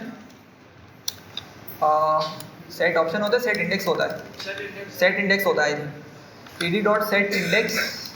अच्छा, pd पे नहीं चला रहा, ये स्टूडेंट्स पे चलाता है फिर इसको, हाँ, स्टूडेंट्स डॉट सेट इंडेक्स, और यहाँ पे क्या बोलेंगे, इसको नेम था उसका, स्मॉल एन के साथ था, कैपिटल के साथ था, स्मॉल एन है, ठीक है, ठीक है। तो इसने क्या किया है, टेम्पोरेरीली हमें करके दिखा देगा, इस तरीके से डेटा दिखेगा। हम इसको क्या करते हैं, इन प्लेस ट्रू कर लेते हैं परमानेंट चेंज के लिए। चले, अब वो इंडेक्सिंग वाली झंझट खत्म जो हमें लेवल्स देखने को मिल रहे थे। अब मैं क्या बोलता हूँ, इसको लॉग में क्या करो, फ़खर, ठीक है, और कॉमा करके क्या लिखूँगा, पांडास। क्या किया उसमें, उसके मार्क्स लाके दे दिए, सही है यहाँ तक। अच्छा, अगर यही चीज़ हमने करनी होती इंटीजर बेस्ड इंडेक्सिंग के बिहाफ पे, तो क्या करते जी, हाँ बोलें, क्या हो सकता है, इंटीजर बूलियन इंडेक्सिंग से,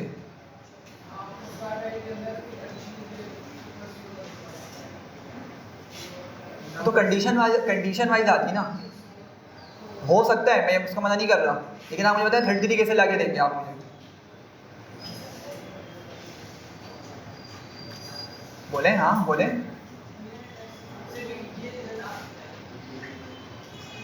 बूलियन इंडेक्सिंग से ट्राई करते हैं एक मरतबा उसको, ठीक है। पहले यहाँ पे लिखते हैं आई लॉग, ठीक है। आई लॉग में मैंने क्या पास किया, मैं पहले मुझे इसको लेकिन इंडेक्स वाइज बताना पड़ेगा डेटा, ठीक है। तो उसके लिए पहले क्या करूँगा मैं, पहले तो मुझे इंडेक्स मालूम होना चाहिए कि भाई फ़खर कौन सा इंडेक्स में मौजूद है। स्टूडेंट्स, ठीक है, 0 1 2 सेकेंड इंडेक्स में मौजूद है ना, ठीक है। तो मैं यहाँ पे क्या लिखूँगा, 2 लिख दूंगा और कॉमा करूँगा। अब बताएं कि वो कौन सा इंडेक्स पे हमारे पास पांडास 3 पे 3 लिखा, तो क्या किया इसने, वही डेटा मुझे लाकर दे दिया। जी, डिफरेंस यही है कि लॉग जो है ना आपका लेबल बेस्ड इंडेक्सिंग है। देखें, अगर मुझे एक बात बताएं, मैंने 2 और 3 लिखा है ना यहाँ पे आई लॉग के अंदर, ये दोनों क्या है आपके नंबर्स है ना। तो 2 पता है क्या है, 2 इसका बेसिकली इंटरनल इंडेक्स है, 0 ये वाला इंडेक्स है, 1 ये वाला इंडेक्स है और 2 इसका ये वाला इंडेक्स है। इंटरनल इंडेक्सिंग कंसिडर हो रही है, सही है। और फिर मैंने क्या लिखा, 3 लिखा, मतलब कोमा के बाद जो चीज़ लिखी जाती है वो कॉलम्स होती है। तो ये इसका 0 इंडेक्स, ये 1, ठीक है, ये 2 और ये 3। तो मैं इसको बोल रहा हूँ कि सेकंड वाले इंडेक्स को उठाओ, रो में जाओ, सेकंड वाले इंडेक्स को उठा दो पूरी, ठीक है। और फिर क्या करो, इसको उठाने के बाद तुम कौन से इंडेक्स पर आओ, कॉलम वाइज थर्ड इंडेक्स पर आओ, तो मैचिंग क्या मिलेगी उसको, ये मिलेगी। हमें इसने डेटा ला के दे दिया, ये इंडेक्स के भी यहाँ पे चल रहा है इंटीजर बेस्ड इंडेक्सिंग पे। लॉग में क्या है, मुझे उसी को निकालने के लिए मुझे पूरे लेबल्स पास करने पड़ रहे होंगे, ठीक है। फ़खर और पांडास, अगर मैंने पीछे आई लॉग लगाए थे ना इसके पीछे, देखें ज़रा क्या बोलेगा ये, location based indexing can only have, और आगे बता दें कि जो चीज़ें, लेकिन है क्या बेसिकली ये location based indexing, location based indexing नहीं है, बेसिकली क्या है ये लेबल बेस्ड इंडेक्सिंग हम कर रहे हैं यहाँ पे, ठीक है। मतलब आई लॉग का यूज़ कर रहे हैं, बेसिकली आई लॉग में क्या होता है, इंटीजर पास करना पड़ रहा होता है, लेकिन हम उसको अंदर प्रोवाइड कर रहे हैं लेबल्स, तो वो खुद कंफ्यूज है कि करना क्या चाह रहे हैं, ठीक है, आंसर नहीं मिलने वाला, तो इसलिए हमने इसको लॉग के साथ यूज़ किया था। अच्छा, थर्ड चीज़, अब ये बोल रहे हैं कि बूलियन इंडेक्सिंग से कर सकते हैं, ट्राई करते हैं एक मरतबा। लेट से मैंने लिखा, किस तरह लिखूंगा, students dot name equals to Fakhar, के नेम को तलाश करो कि नेम क्या हो उसका, फ़खर हो, सही है। इसको एक ब्रैकेट में बंद करते हैं और दूसरी कंडीशन लगाते हैं M% के साथ और लिखते हैं स्टूडेंट्स डॉट पांडास, ऐसी है। अब बताओ क्या करेंगे हम आगे, जी स्क्वायर ब्रैकेट बना के, नहीं, पांडास के आगे क्या लिखूं मैं, पांडास का तो पूरा कॉलम उठा रहे हैं ना वो, तो मैं इससे किस तरह डेटा निकलवाऊं, किस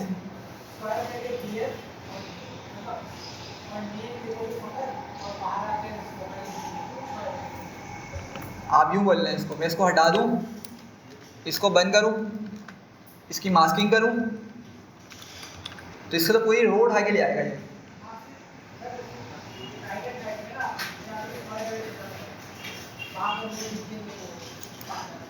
यहाँ पर आगे जाके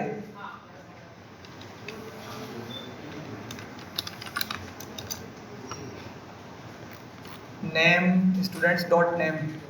अच्छा, एक बात कि हमने नेम को तो क्या बना दिया था, इंडेक्स बना दिया था, ठीक है। तो एक काम करते हैं, हम लिखते हैं स्टूडेंट्स डॉट इंडेक्स, क्या आ रहा है, हामिद जाहिद फ़खर आ रहा है, तो मुझे यहाँ पे क्या करना पड़ेगा, 0 1 2 अगर पास करूँगा मैं तो फ़खर आ रहा है, ठीक है। तो अगर मैंने इस पूरी चीज़ को लिखा, नहीं, ये चीज़ हमें सही करनी पड़ेगी, फिर वापसी क्या करना पड़ेगा, इसको कॉलम ही बनाना पड़ेगा इसको, अगर इस तरीके से निकालना है ना तो कॉलम बनाना पड़ेगा फिर हमें, ठीक है। लेकिन ये चीज़ देखनी पड़ेगी, मेरा नहीं ख्याल कि काम करेगा पांडास पे करके, शायद काम नहीं करे, ठीक है। इसको मैंने एग्जीक्यूट नहीं किया हुआ, देख के पता चलेगा ये चीज़, सही है। खैर, यहाँ तक क्लियर हो रहा है लोगों, आई लोग किस तरीके से यूज़ करना है। नेक्स्ट देख लेते हैं, रोज़ और कॉलम्स हमने दोनों देख लिए कि किस तरीके से निकालना है। अभी हमने देखें कि क्या किया, रोज़ और कॉलम्स दोनों प्रोवाइड करके हमने उससे डेटा निकलवा लिया। अच्छा, फिल्टरिंग और डेटा फ्रेम ये हम कर चुके हैं, एक छोटा सा ओवरव्यू लेके इसको पढ़ते हैं। लेट से मेरे पास ये स्टूडेंट्स का डेटा है, ठीक है, और मुझे यहाँ पे बेसिकली वो डेटा निकालना है जिसके अंदर परसेंटेज क्या है 60 से अबव आई है, ठीक है। वो स्टूडेंट्स निकालने हैं जिसकी परसेंटेज क्या है 50 से 60 से अबव आई है। किससे? 60 से अबव आई है। तो क्या करेंगे हम? सबसे पहले तो स्टूडेंट्स और क्या करेंगे, परसेंटेज को टारगेट करेंगे, जो कि हमारा डिसीजन किस पे मतलब हम डेटा को किस तरह किस बेस पे फिल्टर करवाना चाह रहे हैं, परसेंटेज के बिहाफ। मैंने क्या बोला, मुझे उन स्टूडेंट्स को देखना है या उन स्टूडेंट्स का डेटा निकालना है जिनकी परसेंटेज 60 से अबव है। तो students dot percentage greater than equals to 60, ठीक है। अगर इतना रन किया तो क्या करेगा, ये बूलियन वैल्यूज ला देगा, ठीक है। तो हम क्या करेंगे, अगर इसकी मास्किंग कर लें तो क्या होगा, वो सारी रोज ले आएगा, वो सारा डेटा ले आएगा जहाँ जहाँ परसेंटेज उसको क्या देखने को मिली है 60 से अबव देखने को मिली है, ठीक है। अगर आपके पास यहाँ पे कोई और कंडीशन हो कि परसेंटेज क्या है 60 से अबव है, लेकिन लेट से पांडास में या नमपाई में उसके मार्क्स आए लेट से हमने वैसे सबको 40 से कम ही रखा हुआ है ये। अच्छा, हम एक काम करते हैं, 40 से कम है, ये देख रहे हैं 30 से कम है, सॉरी ये 27 देख रहे हैं, 27 बेसिकली क्या है 30 से कम है। तो मैं यहाँ पे कंडीशन और लिखता हूँ, लेट से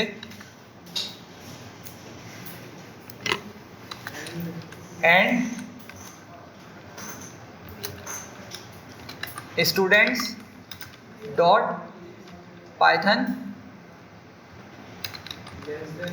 लेस देन 30, कि वो स्टूडेंट्स बताओ कि जिसकी परसेंटेज क्या है 60 से अबव है, लेकिन उसके पाइथन के अंदर ना मार्क्स 30 से कम आए हो, पाइथन के अंदर मार्क्स उससे क्या हो 30 से कम आए हो।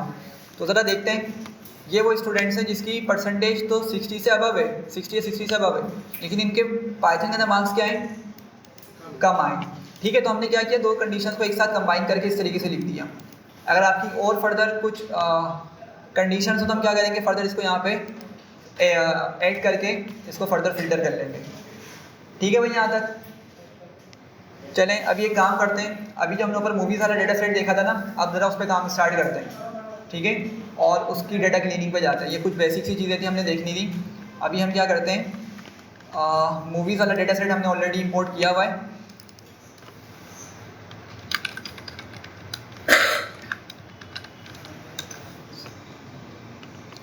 क्या था हमारा डेटा, हम यहाँ पे दोबारा से ज़रा उसका mv.info करके उसकी ज़रा इन्फॉर्मेशन निकाल लेते हैं, ठीक है। अच्छा, ये इन्फॉर्मेशन इसकी आ गई है, ओरिजिनल टाइटल, और ये इसमें कुछ कॉलम्स मौजूद हैं और इनकी हमने डेटा टाइप्स अभी देखी थी। हम बारी बारी क्या करते हैं, सबसे पहले तो इन कॉलम्स को निकालते हैं, ठीक है।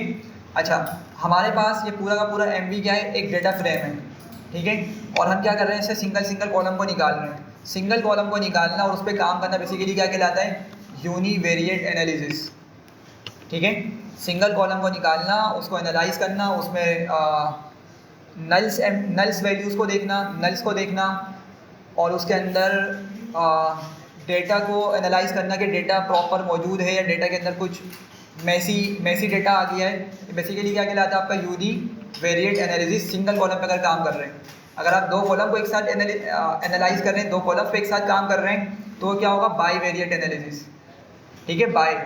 और अगर दो से ज़्यादा कॉलम पे काम करें तो क्या होगा, वो मल्टी वेरिएट एनालिसिस, ठीक है। तीनों तरह की एनालिसिस देखेंगे, फिलहाल हम यूनिवेरिएट एनालिसिस पे परफॉर्म कर रहे हैं। तो मैं क्या करूँगा, इसको लिखता हूँ mv dot original title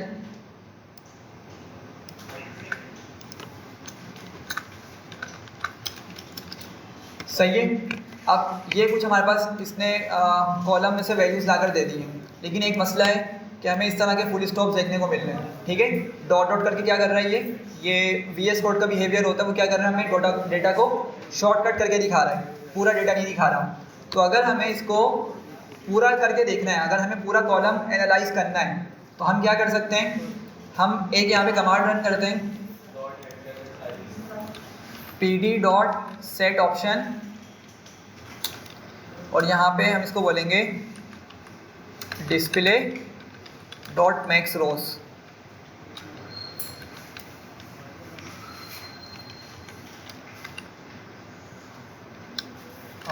none, otherwise none कर दो। ठीक है, अब क्या करते हैं, इसको दोबारा से उसी चीज़ को हम लिखते हैं। सही है, तो उधर देखिए क्या हुआ, अब ये सारी वैल्यूज लेकर आ रहा है। ठीक है, अब हम स्क्रोलेबल एलिमेंट करेंगे तो अब ये सारा डेटा हमें यहाँ पर डिस्प्ले करवा रहा है। ठीक है, अच्छा एक चीज़ समझ लें, ये बेसिकली एक कमांड जो क्या करती है, आपके पूरे डेटा को दिखाने के लिए यूज़ हो रही होती है। तो जब भी हम डेटा फ्रेम अगर हमारा बहुत बड़ा हो ना, तो क्या करता है वो कॉलम वाइज भी क्या कर देता है, डेटा को छुपा देता है। लेट से अगर अभी तो 14 कॉलम्स है, अगर लेट से बहुत ज़्यादा कॉलम्स आ रहा है तो क्या करेगा, हमारे पास सेंटर में ना कुछ कॉलम्स दिखाएगा, पहले स्टार्टिंग के 5 कॉलम्स और एंड के 5 कॉलम्स दिखा देगा, और बीच में क्या करेगा, इसी तरह के डॉट्स बना के छोड़ देगा। ठीक है, ये VS कोड का बिहेवियर होता है। तो क्या करते हैं हम उसको, मैंने यहाँ पे क्या लिखा, इसको बोला कि डिस्प्ले करो मैक्सिमम रोज को। ठीक है, अगर हमें कॉलम से भी काम करवाना हो तो हम क्या करेंगे, मैक्स कॉल्स कर देंगे यहाँ पे। ठीक है, मैक्स कॉल्स करेंगे तो क्या करेगा, अगर हमारे कॉलम्स छुपे हुए हैं तो क्या करेगा, उन तमाम कॉलम्स को हमें डिस्प्ले करवा देगा डेटा वाइज। खैर, तो क्या किया हमने यहाँ पे, मैक्स रोज करके सारी रोज को हमने निकलवा लिया। ठीक है, अब देखिए एक बात समझते हैं कि इस कॉलम के अंदर तकरीबन 1578 डेटा मौजूद है, 1578 रोज का डेटा मौजूद है। ठीक है, तो हम इसको, अगर डेटा छोटा है तो हम क्या करते हैं, बाकायदा जाकर उन वैल्यूज़ को देख रहे होते हैं कि भाई हमारे पास यहाँ पे कुछ इस तरह की चीज़ तो नहीं है जो यहाँ पर नहीं होनी चाहिए थी। अब लेट से ये कुछ इस तरह से मूवी का नाम आ रहा है, ठीक है, उसका टाइटल आ रहा है, तो हो सकता है भाई ये मूवी का नाम हो, ऐसी है ना। लेकिन अगर हम और ऊपर बढ़ें, अच्छा एक और चीज़ आ गई, पॉसिबल है कि नाम हो, कोई मसला नहीं है, लेकिन अगर और ऊपर बढ़ेंगे ना तो हम इसमें वेयर पैटर्न्स देखेंगे, कुछ इसके अंदर डुप्लीकेट्स भी हो सकते हैं। डुप्लीकेट्स को भी हम ट्राई कर लेते हैं एक मरतबा, लेकिन लेट से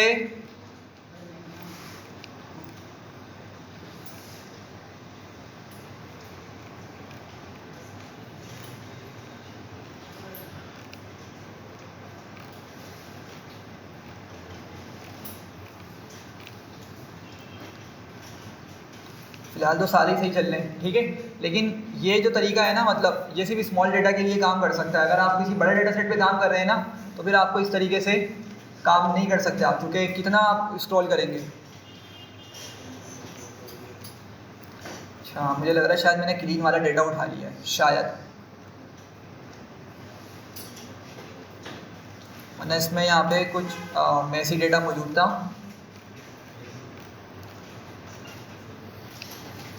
आजा भाई,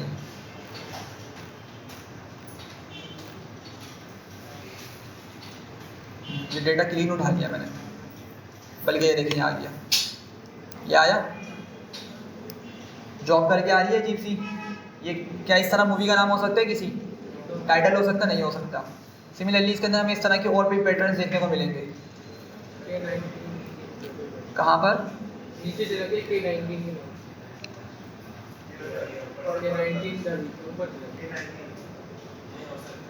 कहाँ पर, नीचे ऊपर,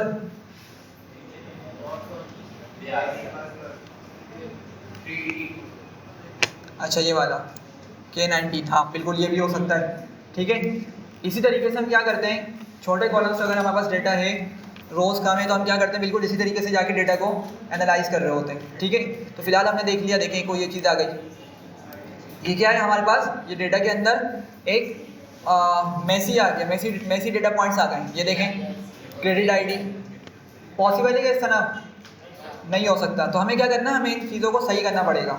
सही है, चले बढ़ते हैं आगे उसकी तरफ। तो मैं क्या लिखूँगा यहाँ पे, मैं यहाँ पे सबसे पहले तो इसी कॉलम को यूज़ करने वाला हूँ। मैंने लिखा mv.original टाइटल। ठीक है, सॉरी लैंग्वेज आ गया, ओरिजिनल टाइटल। और अब मुझे क्या करना है, मुझे बेसिकली वो वाली रोज़ निकालनी है जिसमें मेरे पास ये मैसी डेटा मौजूद है। अभी हम टाइटल वाले कॉलम को एनालाइज कर रहे हैं, टाइटल कॉलम के बिहाफ पे क्या बोल रहे हैं कि यार ऐसी रोज़ को निकालो जिसके अंदर टाइटल के अंदर बिल्कुल फजूल डेटा मौजूद है, ताकि हम उसको क्या कर सकें, अगर देखें उन रोज़ में कुछ फर्दर हम सिंप्लीफिकेशन कर सकते हैं, अगर डेटा को सही कर सकते हैं तो सही कर देंगे, अदरवाइज हम क्या करेंगे, रोज़ को ही ड्रॉप कर देंगे। ठीक है, तो यहाँ पे क्या करेंगे, हमारे पास ना एक पाइथन का मेथड होता है, स्ट्रिंग पे चलता है वो क्या होता है, लेट से मैंने यहाँ पे लिखा हेलो। ठीक है, ये क्या है, हमारा एक स्ट्रिंग है। इसके लिए ना एक हमारा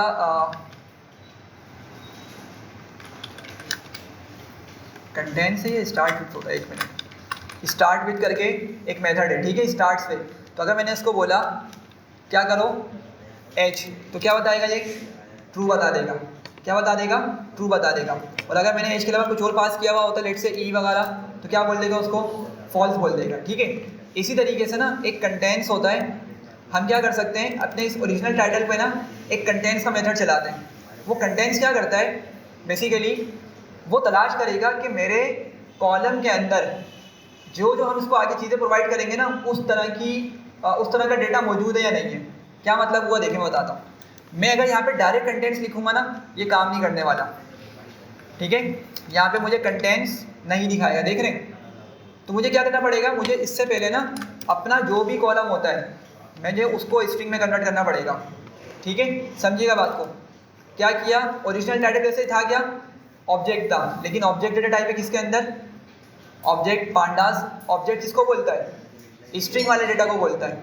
तो मैंने क्या किया, उस ऑब्जेक्ट वाले कॉलम को मैंने पहले निकाला और मैंने उसको फर्दर अलग से क्या किया, स्ट्रिंग में कन्वर्ट किया, डॉट स्ट्रिंग लिख के।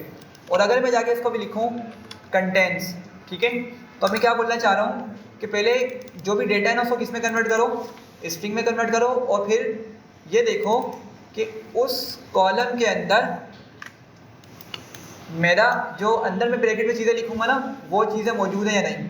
अब ज़रा मुझे बताएं कि वो क्या क्या चीज़ें थी ऊपर हमारे पास। एक तो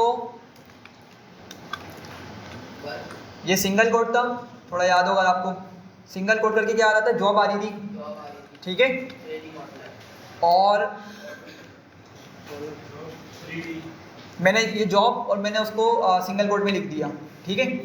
अगर सिर्फ इतना रन करूँ फिलहाल, तो मुझे क्या देगा, बूलियन दे देगा, ट्रू या फॉल्स के अंदर। लेकिन अगर मुझे पूरा डेटा निकलवाना है वो, तो क्या करूँगा, इसकी मास्किंग परफॉर्म कर लूँगा। मैंने लिखा MV, ठीक है। तो क्या कर रहा है ये देखें, ये कुछ डेटा पॉइंट्स हैं हमारे, ये कुछ रोज़ हैं जिसमें जॉब की मतलब जॉब करके ये चीज़ें लिखी हुई हैं, सही है। लेकिन ये सिर्फ एक पैटर्न है, ये सिर्फ एक पैटर्न है जो हमने कहाँ तलाश किया है, अपने ओरिजिनल टाइटल वाले कॉलम के अंदर तलाश किया है। इस तरह के और भी क्या थे, पैटर्न्स थे। तो अगर मैं उनको भी निकालना चाह रहा हूँ, अगर मैं उनको भी निकालना चाह रहा हूँ, तो मैं क्या करूँगा, मैं यहाँ पे और चीज़ें लिखूँगा। ऐसी है ना, अभी तो जॉब के भी मैंने डेटा को निकलवाया है, मैं फर्दर चीज़ें लिखना चाह रहा हूँ, तो उसके लिए क्या करना पड़ेगा, मैं पाइप साइन बनाऊँगा, ठीक है। वर्टिकल सिंबल, ये पाइप साइन इसको बोलते हैं शायद, या कोई प्रॉपर नाम भी होगा इसका। और मैं क्या करूँगा, उसके बाद इसको आगे फर्दर चीज़ें बता दूँगा, ठीक है। तो और चीज़ें क्या थी हमारे पास, क्रेडिट अंडरस्कोर ID, ये भी एक चीज़ थी ना। और इसको मैंने सिंगल कोट बंद कर दिया। दोबारा से रन करके देखते हैं एक मरतबा, तो देखें वो क्रेडिट ID वाला डेटा भी लिया आया। ये शायद एक ही रो मौजूद है उसके पास, तो उसने क्या किया, वो डेटा ला कर दे दिया। लेकिन सिर्फ ID करके भी एक नाम आ रहा था, सिर्फ ID के साथ, ठीक है, सिंगल कोट में लिखी हुई थी। तो अगर मैं एक और ये पाइप सिंबल बनाऊँ और मैं लिखूँ ID, तो क्या होगा, अब वो ID वाली चीज़ जहाँ मिलेगी उसको वो भी उठा के ले आएगा। देख रहे हैं, तो ये ID आ गई यहाँ पे, ये एक चीज़ आ गई, ठीक है। तो हमने मतलब स्क्रॉल करते हुए हमने ये कुछ वियर्ड पैटर्न्स अपने डेटा में देखे थे। तो हमने क्या किया, उसकी मदद से मतलब उनको माइंड में रखते हुए क्या किया, यहाँ पे इस तरह से कंडीशंस प्रोवाइड करी और वो डेटा लेकर आ गया। ये समझ आ रही है बात। मगर ये पैटर्न पता भी तो होना चाहिए, उसके लिए डेटा कितना पड़ेगा, डेटा बहुत ज़्यादा लंबा है तो क्या करें। अब वही तो ना, अब ये बात होती है। अब यहीं पे वो बात आती है कि डेटा क्लीनिंग जो है ना, ये डेटा क्लीनिंग है। Data cleaning 80% of the data analysis time ले जाता है। अगर आप जैसे लेट से 1 वीक में किसी एक डेटा सेट पे काम करते हैं, प्रॉपर उससे एनालिसिस निकालते हैं, ठीक है, कोई छोटा डेटा सेट होगा, ये तो बहुत बड़ा है, ठीक है, तो क्या होगा, आपका 80% ऑफ द टाइम जो है ना, मतलब पूरे वीक का जो 80% टाइम है वो आपका सिर्फ डेटा क्लीनिंग में चला जाएगा। अब आपकी बात, अगर लेट से डेटा थोड़ा सा बड़ा आ गया, अब हम बेड्स को बैठ के स्क्रॉल थोड़ी कर लेंगे इस तरीके से, ऐसी है ना।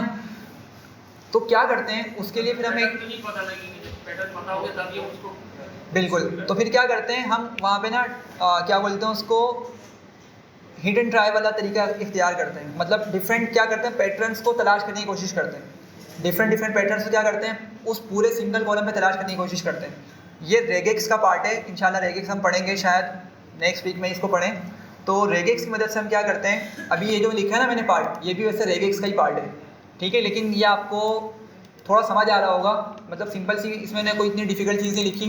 हमने क्या बोला, जॉब तलाश करो, ठीक है, और क्या देखो, क्रेडिट आईडी को भी देखो, और किस तरह पूरी इसी पैटर्न के साथ तलाश करो, मतलब पूरा यही वर्ड क्या करो, मेरे पूरे कॉलम के अंदर तलाश करो कहीं पर मौजूद है या नहीं। तो उससे तलाश किया, उसको डेटा मिला और वो उसने हमें वो वाली रोल आगे दे दी, ठीक है।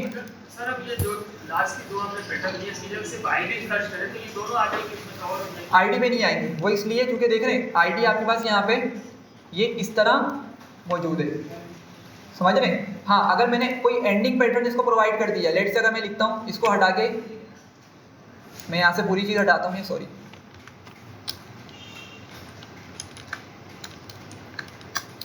ठीक है, मैंने क्या बोला, आईडी और सिंगल कोड, तो मे भी गई अब चल जाए अगर पैटर्न मैच हो जाता है। हाँ देख रहे हैं पैटर्न अभी मैच हो रहा है, तो ये चल गया, सही है, पैटर्न मैच हुआ ना, चल गया, क्योंकि मैंने इसका एंड पैटर्न उठा लिया था कि यार यहाँ पे देखो आईडी के साथ ये चीज़ आ रही है, यहाँ पे भी क्या है, अगर मैं सिर्फ आईडी लिख के इतनी चीज़ लिखूँ तो ये उसको पकड़ लेगा, उसको ले आया।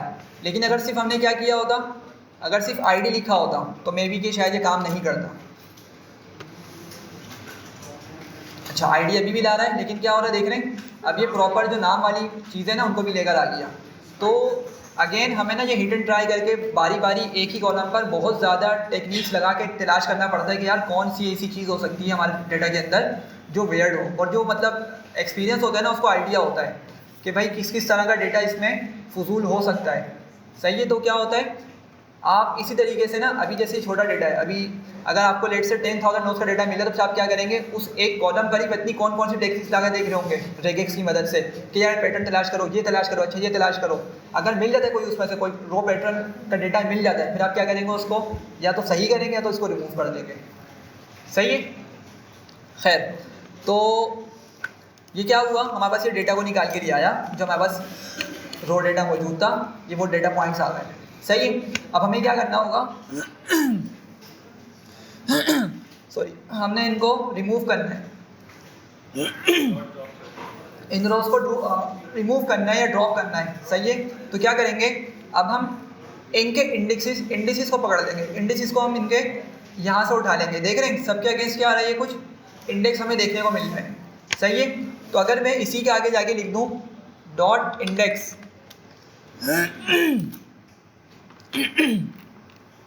तो मुझे सारे उन रोज के यहाँ पे इंडिसेस मिल गए, सही है यहाँ तक। पहले हमने क्या किया, पहले हमने यहाँ पे कुछ उसको स्ट्रिंग में कन्वर्ट करके पैटर्न्स को तलाश करवाया, ठीक है, और फिर हमने क्या किया, उसके इंडेक्स निकाल लिए, और इस इंडेक्स को हम क्या कर सकते हैं, किसी वेरिएबल में भी स्टोर कर सकते हैं। तो लेट्स मैं बोलता हूँ, मैं इसको नाम देता हूँ रोज टू ड्रॉ, ये मैंने इसको नाम दे दिया, ठीक है।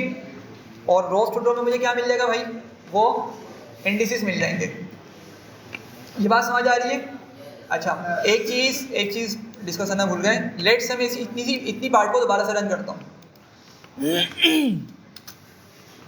ज़रा पूरा रो का डेटा देखें। मैं जो इसको ड्रॉप करना चाह रहा हूँ ना, वो इस वजह से करना चाह रहा हूँ, ज़रा पूरी रोज का डेटा देखें, नेम्स को ज़रा देखें, फजूल नेम लिखे हुए बिल्कुल। अच्छा, अगर हम इसको सही करते भी, लेकिन बजट को देखें, बजट में भी क्या है, बिल्कुल मैसी डेटा मौजूद है।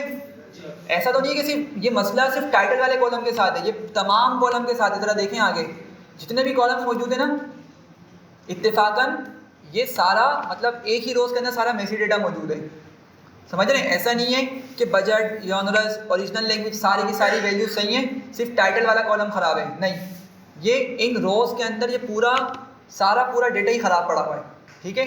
तो हम इसको बजाय सही करने के क्या करेंगे, इसको ड्रॉप ही कर देंगे, वरना ड्रॉप नहीं करते इतने आराम से। क्या करते हैं, उसको जाके हम मैनुअली या जो हमने टेक्निक्स पढ़ी थी ना फिल वाली, उसकी मदद से क्या करते हैं, फिर इनको फिल कर रहे होते हैं, सही है। ये बात क्लियर हो रही है। तो मैंने यहाँ से इसके रोज टू ड्रॉप के इंडेक्सेस उठा लिए। अब मैं क्या बोलूँगा इसको आगे जाके, MV। अच्छा, अब बात समझिएगा, मुझे पूरे डेटा फ्रेम से ये चीज़ रिमूव करनी है ना, मतलब रोज़ डिलीट रिमूव करवानी है, तो मैं क्या करूँगा, MV पे ही ड्रॉप चलाऊँगा, MV डॉट ड्रॉप लिखा, ठीक है। अच्छा, डुप्लीकेट्स की बात नहीं कर रहे हैं हम, क्या कर रहे हैं, ड्रॉप कर रहे हैं, मतलब रिमूव करना चाह रहे हैं पूरी रोज़ को। तो मैंने ड्रॉप लिखा है यहाँ पे, और मैं इसको क्या बोलता हूँ, यहाँ पर मैं इसको प्रोवाइड कर देता हूँ रोज़ टू ड्रॉप जहाँ पे हमने जो इंडिसेस को निकाला था ना, वो मैंने उसको इंडिसेस प्रोवाइड कर दिए। अगर इतनी चीज़ रन करेंगे तो इसने क्या किया, उन रोज़ को ड्रॉप किया, उन रोज़ को रिमूव किया और हमें रिजल्टिंग मतलब जो डेटा बची हमें वो ला कर दे दिया। मतलब परमानेंट चेंज नहीं हुआ, अब ये टेम्पररी चेंज हुआ है। तो अगर मैं चाह रहा हूँ कि यार वाकई में ये चीज़ें रिमूव हो जाएं तो हम क्या करेंगे, यहाँ पे n+2 कर देंगे। अच्छा, अगर किसी को यहाँ तो पहला इंडेक्स क्या आ रहा था हमारे पास 29 आ रहा था, ज़रा देखते हैं यहाँ पे 28 आया, 29 यहाँ पर मौजूद नहीं है। तो हमने बात की थी कि हम इसको प्रूव भी करेंगे। जो इंडिसेस मौजूद होते हैं क्या होते हैं, बेसिकली लेबल्स होते हैं और लेबल्स रिस्टोर नहीं होते। मतलब जिसको हमने ड्रॉप कर दिया ना, ऐसा नहीं होगा 29 को ड्रॉप किया तो 29 अगले वाले को साइन हो जाएगा जाकर, नहीं, अगले वाले का नंबर जो है वो वही रहने वाला है, ठीक है। लेकिन बात समझिएगा, ये हार्ड कोडेड है बिल्कुल, ये बोल सकते हैं, लेकिन बात समझिएगा कि इंटरनल जो इंडेक्सिंग है ना वो फिर भी रिस्टोर हो गई है। मतलब अभी इसका इंडेक्स क्या होगा यहाँ तक 28, चूँकि इससे ऊपर डेटा हमने रिमूव नहीं किया। हमारा पहला डेटा कहाँ पे रिमूव हो रहा है, 29 वाली रो पे रिमूव हो रहा है, ठीक है। तो पाइथन ने क्या किया होगा, 29 को रिमूव किया होगा और इस 30 वाली को क्या असाइन कर दिया होगा, इंटीजर इंडेक्स 29 असाइन कर दिया होगा। ये समझ रहे हैं बात को। तो इसीलिए हम बात कर रहे थे कि जब भी हम डेटा फ्रेम पे काम करें ज़्यादा बेटर होता है कि हम लेबल बेस्ड इंडेक्सिंग का यूज़ करें, ठीक है। अभी तो एक ही रो थी ना, हमने आइडिया लगा लिया, लेकिन ये एक से ज़्यादा रो को रिमूव कर रहा है। तो अगर हमने उसके इंटीजर बेस्ड इंडेक्सिंग का यूज़ किया तो लाजमी सी बात है डेटा हमें सही नहीं मिलेगा आगे जाके। इसको ट्रू करवा दिया, ठीक है। और अब हम ज़रा दोबारा से देखते हैं mv.info करके, तो हमें फर्दर बताएगा कि भाई अब हमारे पास ओरिजिनल टाइटल के अंदर क्या क्या रह गया, 1572 रोज रह गई हैं। हमने शायद 6 रिमूव किए हैं, ठीक है, 6 रिमूव किए हैं तो 1572 रह गई नॉन नल, ठीक है। बाकी इसके अंदर अगर आप देखना चाह रहे हैं तो आप इसको फर्दर एनालाइज कर सकते हैं कि यार इसको देखते हैं फर्दर mv.original टाइटल करके .string.contains, और आपने क्या इसमें तलाश करो कि क्वेश्चन मार्क तो नहीं है कहीं, ठीक है, हो सकता है ना, ठीक है। तो आपको क्या करना पड़ेगा, सारे पैटर्न्स, ये सारी टेक्निक्स अप्लाई कर करके डेटा को देखना पड़ेगा, ठीक है। अच्छा, यहाँ पे क्या बोल रहा है ये, अच्छा ये क्वेश्चन मार्क को ना अगर मैं इसके पीछे यहाँ पे लगाऊँ बैकस्लैश, ठीक है, तो क्या किया इसने, अब ये डेटा लेकर आ गया। अच्छा, पहले क्यों नहीं ला रहा था, देखें समझिएगा बात को कि रेगेक्स के अंदर ना, रेगेक्स अभी हम पढ़ेंगे इंशाल्लाह, अभी नहीं मतलब नेक्स्ट क्लास में या उसकी नेक्स्ट क्लास में। रेगेक्स के अंदर ना कुछ सिंबल्स की स्पेशल मीनिंग है, कुछ सिंबल्स की स्पेशल मीनिंग है। अब जैसे बैकस्लैश है, आपको पता है कि अगर मैं एक चीज़ लिखता हूँ, मैंने कहा प्रिंट, ठीक है, प्रिंट में मैंने लिखा this is first, this is second, मैंने एक ही प्रिंट स्टेटमेंट के अंदर ये 2 सेंटेंस लिख दिए, ठीक है। लेकिन मैं क्या चाह रहा हूँ कि मेरा ये जो दिस इज सेकेंड वाला है ना, ये सेकेंड लाइन पे जाके प्रिंट हो, ठीक है। तो क्या करूँगा, बैकस्लैश n यूज़ कर लूँगा, ठीक है। अभी क्या किया इसने, हमारा मतलब समझ गया। तो असल में n का मतलब क्या है, n का मतलब और ये बैकस्लैश मतलब बेसिकली उसके पास एक स्पेशल मीनिंग है, इसकी स्केपिंग कैरेक्टर्स है ना। तो पाइथन क्या समझता है, इससे एक स्पेशल मीनिंग समझता है कि अच्छा यार यूज़र जो है वो नेक्स्ट लाइन पे लेके जाना चाह रहा है टेक्स्ट को, ठीक है। तो मैं बोलना चाह रहा हूँ कि कुछ सिंबल्स या उनकी कलेक्शन, कुछ सिंबल्स और उसके साथ कुछ वर्ड्स भी आपके साथ आ रहे हो, मतलब देखने को मिल रहे होते हैं। बेसिकली उन वर्ड्स की पाइथन की नज़र में कुछ स्पेशल मीनिंग है, ठीक है। तो जब मैंने सिंपल यहाँ पे क्वेश्चन मार्क लिखा था तो पाइथन समझा हम यहाँ पे कोई स्पेसिफिक मीनिंग उसको प्रोवाइड करना चाह रहे हैं कि तुम ये वाला काम करो। क्वेश्चन मार्क ना रेगेक्स के अंदर एक अलग पर्पज़ के लिए यूज़ होता है। तो मैंने उसको क्या बोला कि नहीं, वो तुम उसकी स्पेशल मीनिंग ना लो, क्या करो, बैकस्लैश लगाने का मतलब क्या है, मैं इसको गाइड कर रहा हूँ कि तुम एज इट इज़ मेरे क्वेश्चन मार्क को सर्च करो, ठीक है, as it is question mark को सर्च करो। तो ज़रा देखें, अब क्वेश्चन मार्क अगर हमें देखने को मिल रहा है यहाँ पे तो सही है, ऐसा हो सकता है ना, टाइटल इस तरह का नाम हो सकता है या नहीं हो सकता, भाई हो सकता। तो हमें इसमें कुछ चीज़ डिलीट करने की ज़रूरत नहीं है। फिर आपने नेक्स्ट बोला लेट से कि फॉरवर्ड स्लैश तलाश करो, ठीक है। फॉरवर्ड स्लैश देखो कि कहीं आता तो ना मेरी मूवीज़ के नेम के अंदर, तो देखें अब यहाँ पे आ रहा है फेस ऑफ। अब हमें ये देखना पड़ेगा जाकर कि वाकई में कोई इस तरह की मूवी है या नहीं है। अगर नहीं हुई तो फिर क्या करेंगे, उसका सही नाम यहाँ पे रिप्लेस करवा देंगे। ये समझ रहे हैं बात को। तो इस तरीके से हमें डिफरेंट पैटर्न्स यहाँ पे लगाकर देखने पड़ेंगे अगर डेटा फ्रेम क्या हो हमारा ज़्यादा बड़ा हो, ठीक है, उसमें ज़्यादा वैल्यूज़ मौजूद हो। और फिर हम क्या करेंगे, बारी बारी तरीके से करके उसी एक कॉलम को फाइनलाइज करेंगे, ठीक है। सम टाइम ऐसा इत्तेफाक आ जाता है कि आपने एक कॉलम पे काम किया और आपका डेटा फ्रेम बाकी का भी क्या हो गया, खुद ब खुद सीधा होता चला गया, जैसा कि हमारे पास हमारे साथ हुआ है। हमने तो सिर्फ किस पे काम किया, ओरिजिनल टाइटल पे काम किया, कुछ वैल्यूज़ रिमूव करी, लेकिन उसके साथ साथ आप देख रहे हैं बाकी की वैल्यूज़ भी क्या हो गई, काफ़ी कॉलम्स की साथ साथ वो सारी वैल्यूज़ रिमूव हुई हैं। ऐसी है ना, हमने क्यों किया था इस तरह काम, क्योंकि सारा रोज़ में डेटा ही मैसी मौजूद था, लेकिन हर मरतबा इस तरह नहीं होता, तो हमें बारी बारी हर कॉलम पे काम करना पड़ रहा होगा। ठीक है, इंशाल्लाह फिर नेक्स्ट क्लास में इसमें बजट वगैरह कॉलम पे काम करते हैं फर्दर, और इस डेटा को क्या करेंगे फर्दर क्लीन करते हैं हम, फिर इस पर क्यूरीज रन करेंगे।